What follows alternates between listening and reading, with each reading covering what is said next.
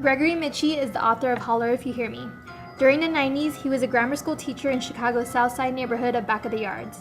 He provides an account of his experiences as a white middle-class individual teaching in a predominantly working-class Mexican-American community. He believes kids in urban environments are viewed through a deficit lens. They're thought about in terms of what they don't have, aren't capable of, and lack rather than their promise and possibility. He paints a broader picture of the young people, not ignoring their struggles, but really highlighting all of their potential as well. The story is told through two perspectives, that of the students and Mr. Mitchie.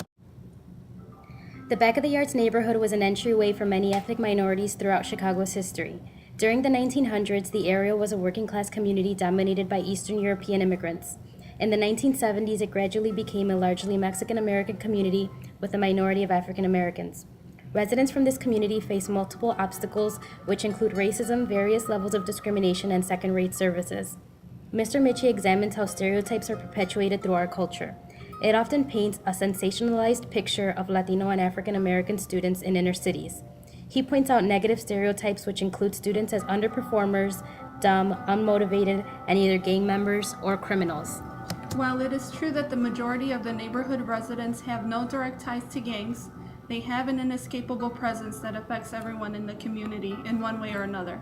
Pedro says, "I can't go out of my own block without worrying about who might be creeping up behind. I've always got to be looking over my shoulder. My favorite thing in the world is to play basketball, and I can't even do that anymore without people messing with me. If I go to the park, gangbangers are telling me, 'You're a punk, why don't you turn?' I tell them, 'Cause I don't want to turn. I don't want to ruin my life.'" Hector talks about structural discrimination that his community faces. He says, "I wonder why we don't got a YMCA or a youth club or a boys club by our neighborhood. Some neighborhoods have all that stuff. They get more houses built, they get their grass taken care of, people come and wash their streets. Like where Mayor Daley used to live over by 35th Street. Look at that neighborhood. It's quiet, it's peaceful, police cars parked on the corner everywhere. Why? Because it's Mayor Daley's neighborhood. But in our neighborhood, who lives over there? Nobody." The education the students receive often leaves them unprepared for their future. Mr. Mitchie points out that students of color exist in a limbo that is a bewildering intersection of two very different worlds.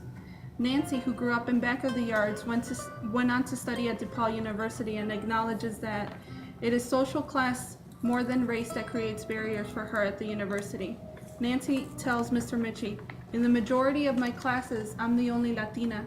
Even the Mexicans that are here, a lot of them didn't come from neighborhoods like mine. They're at least middle class." Community members also face individual discrimination. One Saturday morning, Reggie, one of the few African American students at Quincy, and two of his classmates were waiting on the corner to go to a championship game. An overzealous cop pulled over and yelled racial profanities at him. He proceeded to push him down by the gate and kicked him. After the teacher asked for the cop's name, he yelled, "I'm the bull, and don't you forget it." A year later, Reggie reflected, "I didn't hate the cop who did it. I just thought what he did to me wasn't right.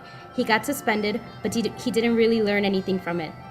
I hope he changed and realized what he did to me was wrong."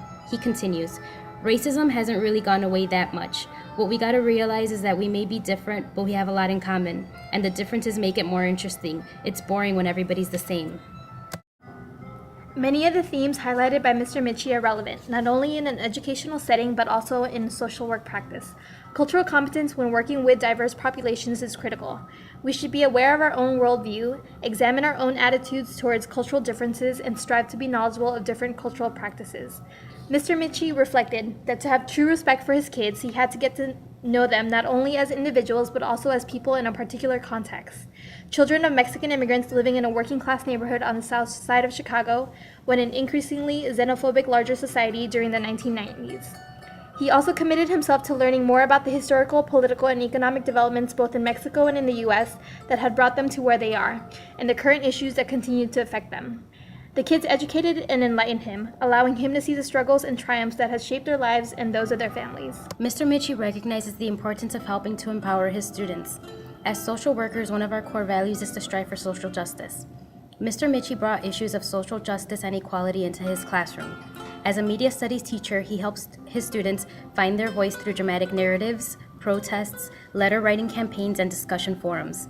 Students regularly had open discussions about issues that affected them and used media as a vehicle to communicate their ideas. As Yesenia says, "I live in an area with gangs right here. and there's drug dealers, but it's not what you think. I see a lot of younger kids getting involved with the church and trying to turn their lives around. There are a lot of problems in our neighborhood, but I want to do something to help. That's kind of what keeps me going. I want to be able to look back on my life and say I did something that meant something. I want to make a difference.